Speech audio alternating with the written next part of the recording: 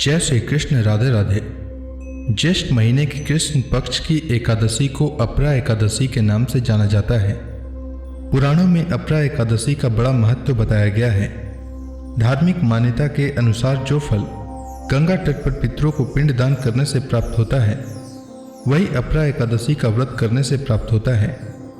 जो फल कुंभ से, केदारनाथ के दर्शन या बद्रीनाथ के दर्शन से और सूर्य ग्रहण में स्वर्ण दान करने से मिलता है, वही फल अपरा एकादशी के व्रत के प्रभाव से मिलता है। अपरा एकादशी को अचला या अपरा दो नामों से जाना जाता है। इस दिन भगवान त्रिविक्रम की पूजा का विधान है।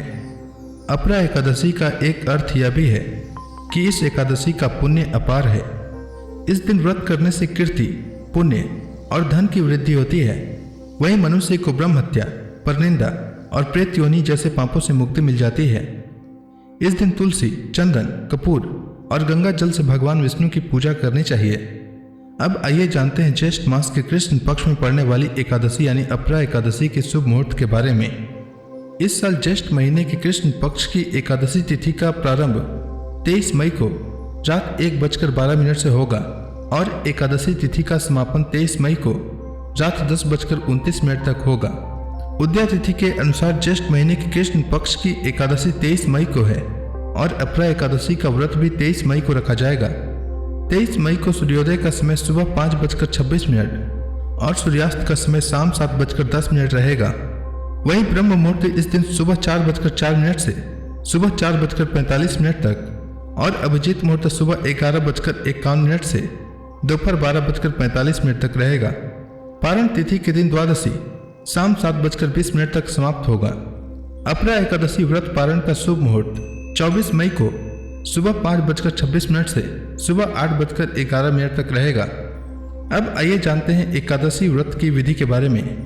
एकादशी व्रत दशमी तिथि की शाम सूर्यास्त के बाद से ही शुरू हो जाता है और एकादशी का व्रत द्वादशी तिथि पर समाप्त होता है।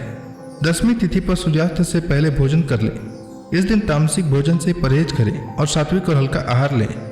एकादशी के दिन सुबह जल्दी उठकर स्नान करना चाहिए।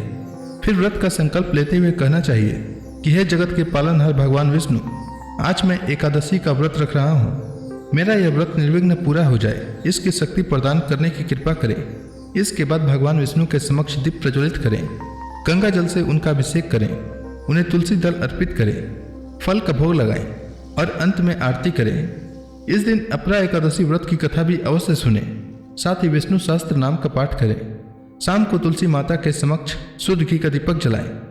अगले दिन द्वादशी को स्नान करने के बाद भगवान विष्णु की पूजा करके ब्राह्मणों को या जरूरतमंद लोगों को भोजन कराकर उन्हें दान दक्षिणा दें। इसके बाद शुभ मुहूर्त में व्रत का पारण करें। पारण का भोजन सात्विक होना चाहिए। पारण के भोजन में प्याज और लहसुन का प्रयोग नहीं करना चाहिए। उम्मीद है आपको अपरा एकादशी व्रत से जुड़ी जानकारी अच्छी लगी होगी। धन्यवाद।